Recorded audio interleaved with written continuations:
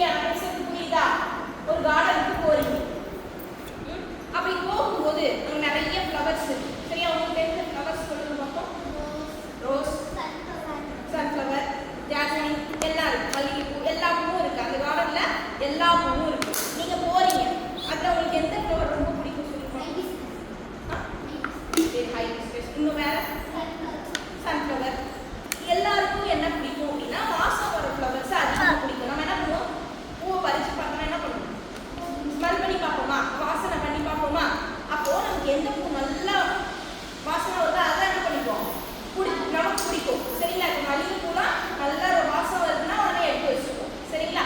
அந்த மாதிரி இருக்கிற பூ தான் எல்லாருக்கும் பிடிக்கும். அப்போ அது மாதிரி இனருக்கும் நார மலரடைய கற்ற உணர வெளித்துறையால் எந்த ஒரு மலரால வாசம் வீச முடியலையோ. இப்போ சில ஃப்ளவர்ஸ் என்ன பண்ணாது அப்படின்னா வாசம் வீசாது. கரெக்டா? வாசம் வீசாத ஃப்ளவர் யாருக்காவது பிடிக்குமா? பிடிக்காது. சரியா? அது மாதிரி தான் எவ்வளோ படிச்சிருப்பாங்க, நிறைய படிச்சிருப்பாங்க, அவங்களுக்கு எல்லாமே தெரியும். ஆனால் அவங்க மற்றவங்களுக்கு புரியுற மாதிரி எடுத்து சொல்ல தெரியலன்னு வச்சுக்க. அவங்க படிச்சதுனால ஏதாவது யூஸ் இருக்கா? ஏதாவது யூஸ் இருக்குமா? இப்போ நிறைய தெரியுதுன்னு வச்சுக்கேங்க. எனக்கு நிறைய தெரியுது, அது எனக்குள்ளேயே வச்சுட்டா நான் இவ்வளோ டேலண்டாக இருக்கேன், இவ்வளோ அறிவாக இருக்கேன்னு யாருக்காவது தெரியுமா? தெரியாது. சரியா? அதை நான் 4 பேருக்கு புரியுற மாதிரி எக்ஸ்பிளைன் பண்ணாதான் என்ன பண்ண முடியும்? என்னோட டேலண்ட்டை நான் வெளியில காட்ட முடியும். கரெக்டா? அப்போ என்ன பண்ணணும்? நம்ம படிக்கிறது முக்கியம் கிடையாது. நம்ம தெளிவா படிச்சு அதை என்ன பண்ணணும்? வெளியில நமக்கு சொல்ல தெரியும். சரியா? அப்போ இப்படிதான் வந்து நம்மளோட பேச்சு அமையும். அதுக்கு நமக்கு என்ன வேணும்? எந்த ஃபீல்டா இருந்தாலும் நமக்கு பேச்சு கலை அப்படிங்கிறது ரொம்ப முக்கியம். சரியா? அதான் சொல்றாங்க. ஆயக்கலைகள் எத்தனை படிச்சிருக்கீங்கல்ல? 64. பெரிய புத்தகம் படிச்சிருக்கீங்களா?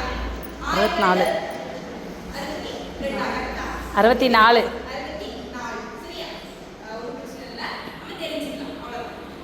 ஆயக்கலைகள் 64. அதுல எல்லா கலையும் வரும். நம்ம சமைக்கிறோம் இல்லையா? சமைக்கிறதுல இருந்து கோலம் போடுறதுல இருந்து டான்ஸ் ஆடுறது, நடிக்கிறதுல இருந்து எல்லாமே அந்த ஆயக்கலைகள் 64க்குள்ள அடங்கும்.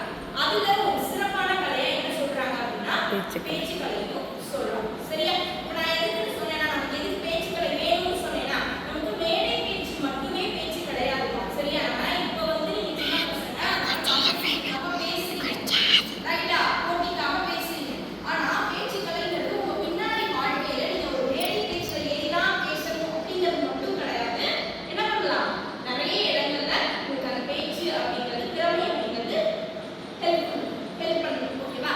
இப்போ அடுத்து நம்ம பேச்சு கலையில யாரெல்லாம் சிறந்து இருந்தாங்க?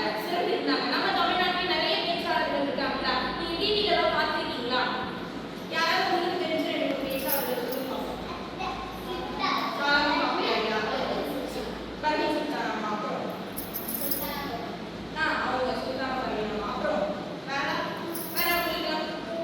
பார்க்கவி.